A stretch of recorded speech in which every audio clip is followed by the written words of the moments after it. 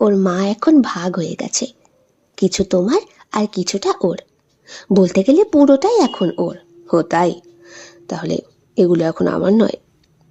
সুপ্রিয়ার বুকের ওপর হাত দিয়ে খেলা করছে তখন অরিজিৎ। সুপ্রিয়া তার গ্রাউন্ডটা খুলে অরিজিতের কোলের ওপর উঠে বসে। এলো পাথারি চুম্বন করতে শুরু করে সমস্ত শরীরে।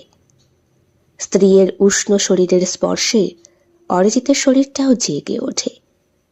কিছুক্ষণ পরই শান্ত বিছানাটা দোদুল্যমান দোলনার মতো দুলতে শুরু করে, আর তার সাথে চিরপরিচিত ক্যাঁচকুঁচ শব্দটা।